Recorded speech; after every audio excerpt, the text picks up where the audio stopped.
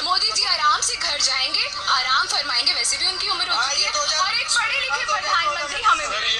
अच्छा, राहुल गांधी को आप चाहते हैं? बिल्कुल बिल्कुल, मैं चाहती हूँ, मैं पर्सनली चाहती हूँ। इस बार मोदी जी आराम से घर जाएंगे, आराम फरमाएंगे, वैसे भी उनकी उम्र हो चुकी है और एक पढ़े लिखे प्रधानमंत्री हमें मिले। अच्छा, राहुल गांधी को आप चाहते हैं? बिल्कुल बिल्कुल, मैं चाहती हूँ, मैं पर्सनली चाहती हूँ। ठीक है, समझिए आप। मोदी जी की डिग्री जो है वो फर्जी है, राहुल गांधी की जो डिग्री है वो सब एजुकेटेड ऑन पेपर है। कंट्रोल सिलेंडर दिया पर टॉयलेट्स बनवाए। हाँ। 11 करोड़ लोग परिवारों को टॉयलेट्स बनवाए। वाला से पहले सिलेंडर कितना था? 400-500, अब कितना है? 1000। 1000। अभी बदत है भाई, अभी बदत है। दिसंबर 2013 1023 रुपए सिलेंडर का रेट। जनवरी 2014 1241 रुपए, जनवरी 2014 1273 रुपए, फरवरी 2014 1134 रुपए, मार्च 2014 1080 रुपए, अप्रैल 2014 980 रुपए। मई में मोदी जी की सरकार बनी, उस टाइम पे सिलेंडर का रेट था 928 रुपए। इस बार मोदी जी आराम से घर जा। तो देखा दोस्तों आपने, ये एक युवा महिला थी जो कि कांग्रेस के राहुल गांधी का सपोर्ट कर रही थी। देखिए, सपोर्ट करना कभी भी किसी का गलत नहीं होता है, विरोध करना भी कभी भी गलत नहीं होता है। अगर आप सच्चाई से सपोर्ट करो और सच्चाई से ही विरोध करो। अगर आपके पास आंकड़े मौजूद हैं, अगर आपके पास फैक्ट मौजूद हैं, फिर आप विरोध करो या समर्थन करो तो अच्छा भी लगता है और ऐसा भी लगता है कि आप देश की भलाई के लिए कुछ कर रहे हो। ये महिला कह रही थी कि सिलेंडर का जो रेट है वो उज्ज्वला योजना से पहले तकरीबन 500 था, मोदी ने आके 1000 कर दिया, या पहले 1000 था फिर 500 कर दिया। लेकिन दोस्तों, मैं बड़ा अफसोस करता हूँ आजकल के उन युवाओं पर जो कि सब कुछ एवरीथिंग बड़े ही गुस्से से, मैं इस बात से पूछना चाहता हूँ, बड़ा ही गुस्सा आता है मुझको, जो आज सब कुछ एवरीथिंग, फिर से 10 बार रिपीट करना चाहूँगा, एवरीथिंग इंटरनेट पर, गूगल पर मौजूद है कि 2004 में सिलेंडर कितना था, दाल कितनी थी, शक्कर कितनी थी, आटा कितना था, पेट्रोल कितना था, खाने पीने की चीज़ें कितनी थी, एवरीथिंग मौजूद है। फिर भी आप देख नहीं पाते हो, सारा दिन पबजी और बेकार के इंस्टाग्राम, टिकटॉक और ये शॉर्ट्स बनाने में लगे रहते हो। अरे कुछ तो शर्म कर लो देश के युवाओं।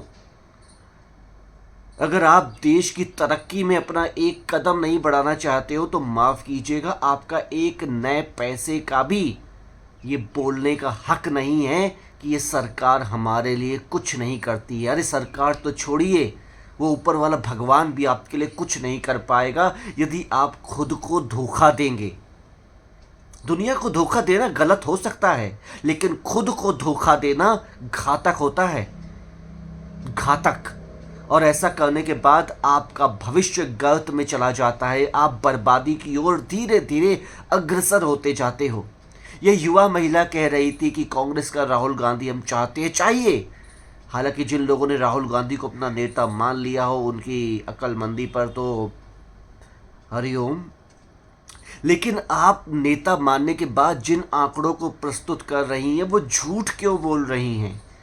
क्यों सरेआम अपनी बेइज्जती कराते हैं ऐसे लोग जो बिना आंकड़ों के, बिना तथ्यों के बेकार की बातें, देश बेच दिया, लोकतंत्र ख़त्म कर दिया, तानाशाही है, ये ख़त्म कर दिया, वो बेच दिया। अरे कम से कम इतनी तो अकल रखो कि इंटरनेट है ना भाई लोगों, बहन लोगों, कम से कम उसका उपयोग कर लो।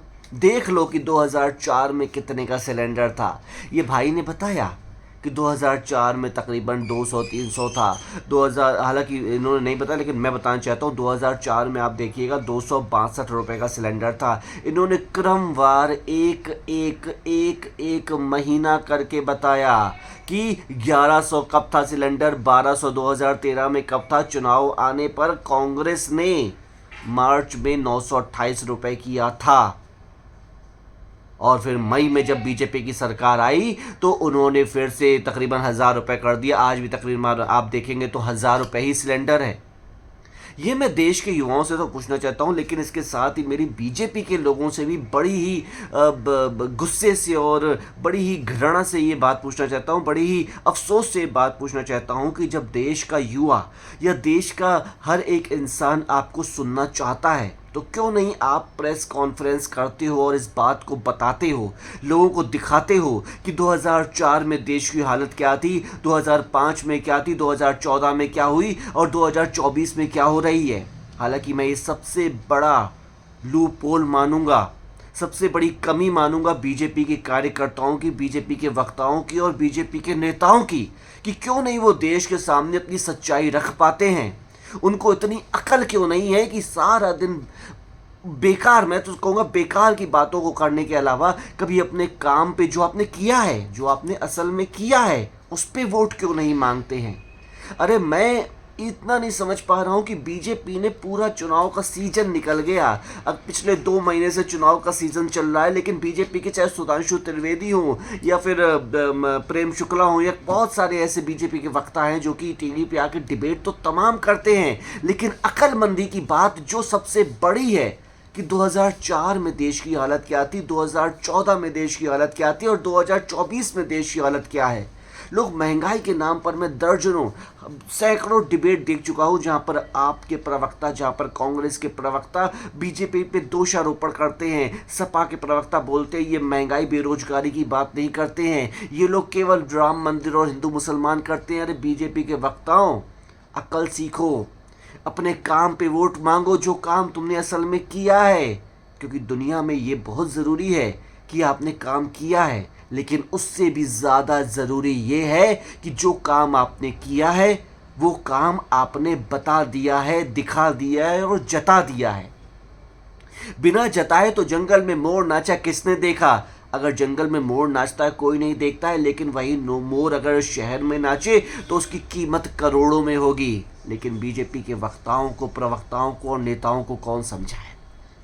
आपने सड़कें बनवा ली, आपने गैस का 2004 में जब पेट्रोल का दाम था 36 रुपये, 2014 में था 72 रुपये, आज 100 रुपये है। तो जब उस कार्यकाल में 36 रुपये बढ़ गए, इस कार्यकाल में 28 रुपये बढ़ गए, तो ये बात आपने क्रमवार आंकड़ों के साथ, फैक्ट और तथ्यों के साथ क्यों नहीं देश की जनता के सामने रखी। आएगा तो मोदी ही होगा 400 पार, इस बार फिर मोदी की सरकार, ये नारे सुनने में अच्छे लगते हैं, लेकिन कहीं ना कहीं इसमें अति आत्मविश्वास की बू आती है। कहीं ना कहीं आप उस जनता को टारगेट नहीं कर पा रहे हो जो कि युवा है। कहीं ना कहीं आप एंटी कंबेंसी को खुद ब खुद बढ़ावा दे रहे हो।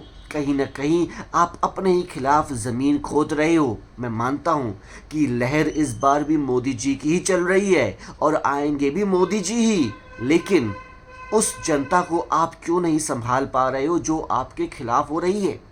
देखिए, कहा जाता है आलोचक ही आपका सबसे बड़ा दोस्त है, लेकिन मोदी जी, उसके वक्ता, उसके नेता, उसके प्रवक्ता इस सच्चाई को नहीं समझ पा रहे हैं कि जो विपक्षी पार्टियां उनके खिलाफ महंगाई, बेरोजगारी का हर रोज गाना गाती हैं, क्यों नहीं उनको मुंह तोड़ जवाब दिया जाता है। क्यों नहीं डंके की चोट पे बोला जाता है कि हमने महंगाई बढ़ाई नहीं है, हमने बल्कि महंगाई घटाई है।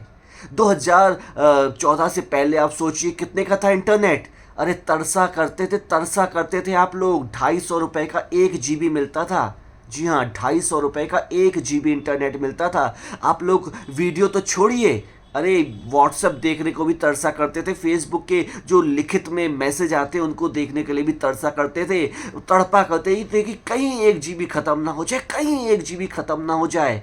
आज आपको 7 रुपये का 1 GB मिल रहा है। अरे लाखों करोड़ों लोगों ने YouTube से अपना करियर बना लिया है, लेकिन अफसोस है बीजेपी के उन, मैं तो कहूँगा मूर्ख प्रवक्ताओं की, जो मूर्खता की हद पार कर रहे हैं और इस बात को जनता के सामने नहीं बता रहे हैं कि हमने इंटरनेट सस्ता किया है, हम अपने काम पे वोट मांग रहे हैं, हमने महंगाई घटाई है, हम अपने काम पे वोट मांग रहे हैं, हमने बेरोजगारी को मिटाया है, अपने काम पे वोट मांग रहे हैं, हमने राम मंदिर बनाया। देखिए राम मंदिर बनाया अच्छी बात है, लेकिन अब राम मंदिर के नाम पर इतना ढिंढोरा मत पीटिए कि लोग आपके खिलाफ हो जाएं, क्योंकि कुछ हिंदू होते ही ऐसे हैं जो हिंदू अपने भगवान को कभी नहीं चाहते हैं। कुछ हिंदू होते ही ऐसे हैं जिनको अपनी धर्म की परवाह ही नहीं है। कुछ हिंदू होते ही ऐसे हैं जिनको अपनी परंपरा और संस्कृति को टके भर का समझते हैं, 2 टके की इज्जत नहीं रखते हैं। तो उन हिंदुओं को कम से कम इतना तो समझाइए कि हमने पेट्रोल के दाम केवल 28 रुपये बढ़ाए हैं और कांग्रेस ने 36 रुपये बढ़ाए थे।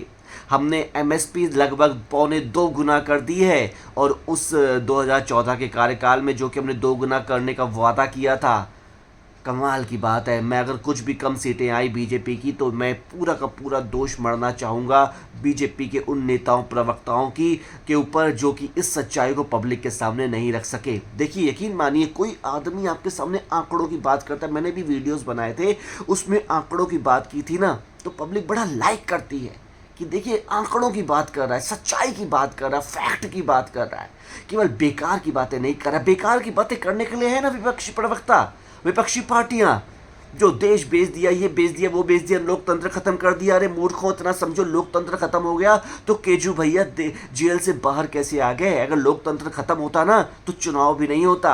अगर लोकतंत्र खत्म होता ना तो आप लोकतंत्र खत्म हो रहा है ये 4 शब्द भी नहीं बोल पाते।